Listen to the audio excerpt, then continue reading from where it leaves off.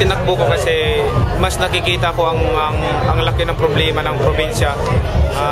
Congressman, mas maraming mas marami akong matutulungan.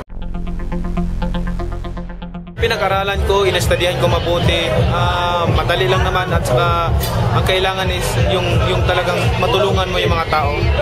Sabi ko nga sa nila, yung pangunahing programa ko is pag ako naupo is livelihood program, edukasyon, and then healthcare, medical assistance. Yan man lang ang unang pangailangan ng mga tao ngayon.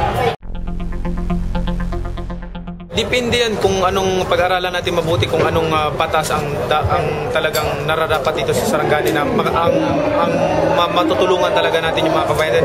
Katulad nung na-discover ko na isang bill na pasado na, napasa na sa Congress yan, approved na June 1969 pa napasa yung pagkakaroon ng school, Fisheries College School.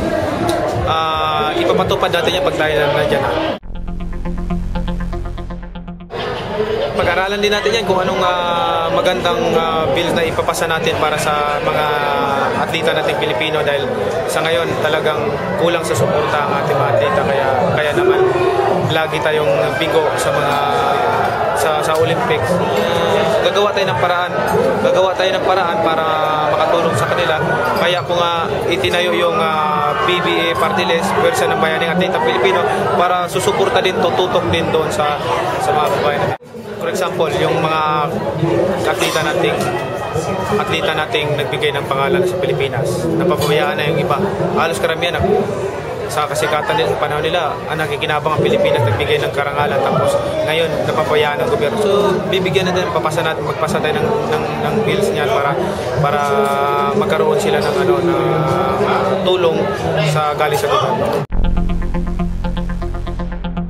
Alam mo, wala akong tinanggap na pera kahit galing sa labas. Wala akong sarili ko, kasi gusto ko talaga, kasi ayaw ko naman yung tumakbo ako tapos maraming nagtumutulong sa akin. May obligasyon pagkatapos ng gusto ko kasi yung sarili ko lang, para kung pag nandyan ako is gusto ko talaga makatulong sa tao.